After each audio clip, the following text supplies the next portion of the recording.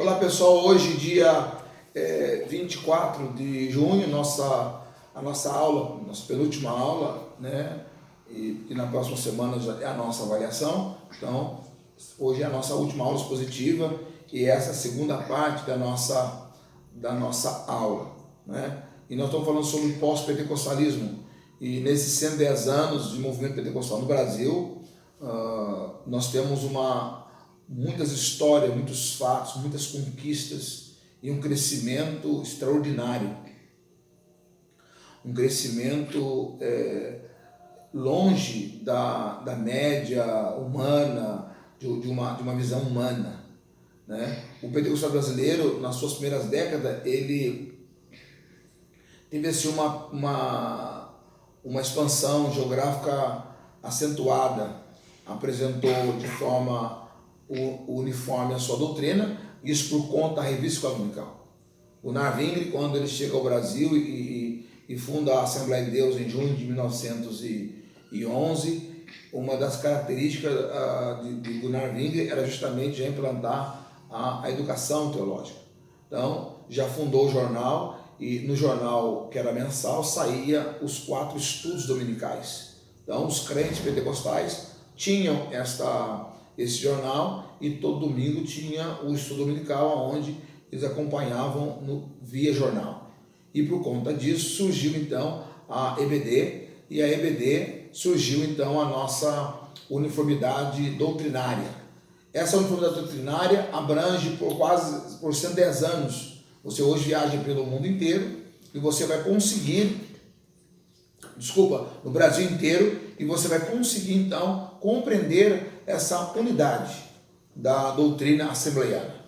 Por quê? Porque a revista Escola Dominical, ela tornou-se essa disseminação, esta fonte de doutrina da Assembleia de Deus. É lógico que nas últimas décadas surgiu outras editoras, mas na sua maioria com a mesma linha editorial, com a mesma linha doutrinária, né? O que divergiu muito nesses últimos anos, nos últimos 30, 40 anos que vem construindo, é a questão de usos e costumes, mas a doutrina assembleiana, ela permanece intacta. Casos isolados ou ilhados, nós podemos chamar, é a questão da ideia reformista, da ideia da reforma, ou a questão da teologia de João Calvino, né? Poucos têm essa linha, têm essa visão, poucos assembleianos. Nós, nos últimos uns 2 ou 3 anos atrás, tivemos a edição de um livro, o Pentecostal Reformado, né? Não conseguimos fazer uma junção de uma teologia reformada com o pentecostalismo. Até porque o pentecostalismo é um ato voluntário, né? A salvação foi comprada por Senhor Jesus na cruz do Calvário, mas o pentecostalismo requer do crente, requer do membro da igreja um voluntariado. Ele compartilha do Calvário, né? Então, essa uniformidade doutrinária,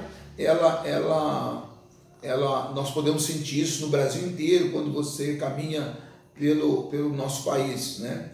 A partir do meado da década de 70, começa a se alterar, já em 80, já se tornava-se um ponto pacífico entre muitos estudantes, muitos pesquisadores da região brasileira, já de uma outra pentecostalidade.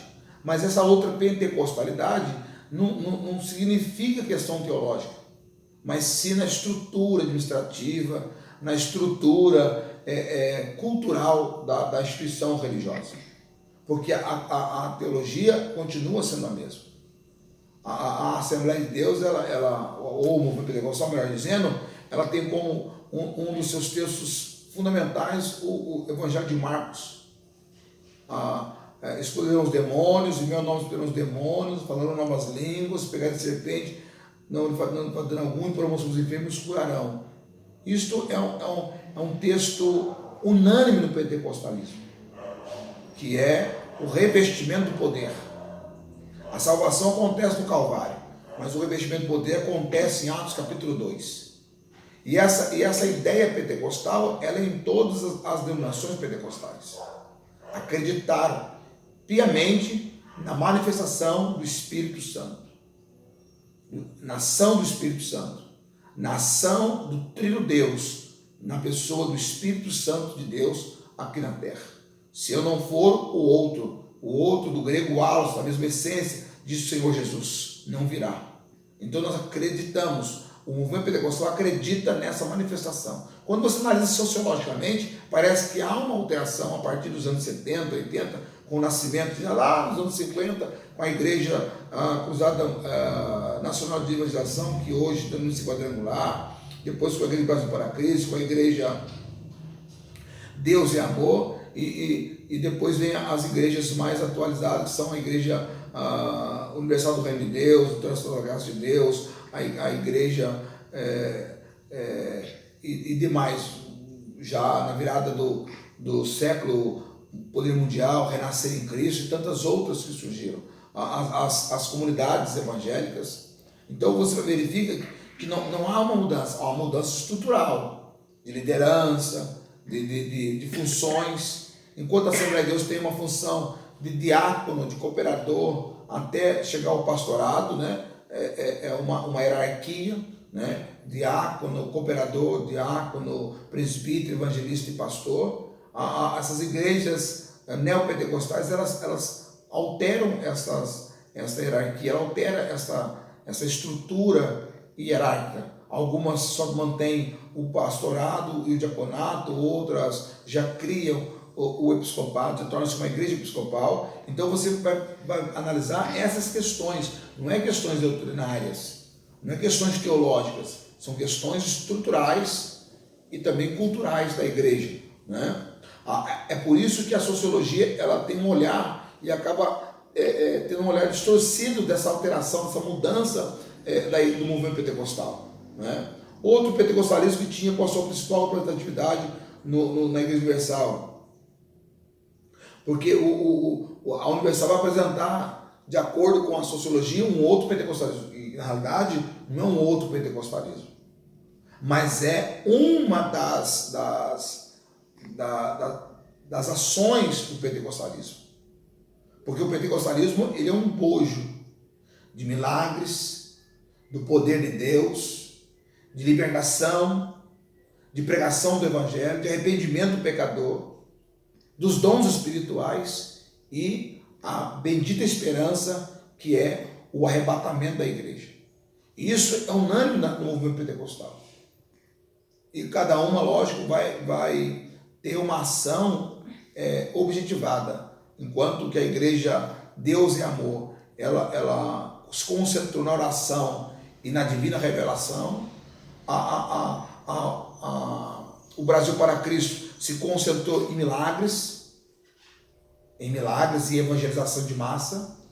A Quadrangular se concentrou na libertação, né? A questão de pessoas possessas, de vícios, etc, etc. Então você tem 3 denominações que nasceram nos anos 50 e 60 e cada uma delas tem um foco. E aí chega a Universal e pega um pouquinho dessas três denominações, com a questão da libertação. Então ele inclui a doença como uma ação satânica. Então libertação da doença, libertação do vício, libertação da possessão maligna, libertação das mazelas, da miséria. Então a Universal ela tem essa questão. Não significa que é um novo pentecostalismo, não significa que é um outro pentecostalismo, uma outra pentecostalidade. Não significa isso, né? Então, vários setores do pentecostalismo clássico começaram a experimentar mutações de seu conteúdo doutrinário. Não significa uma mudança, mas um outro olhar da questão bíblica. Deus abençoe. Até o próximo vídeo.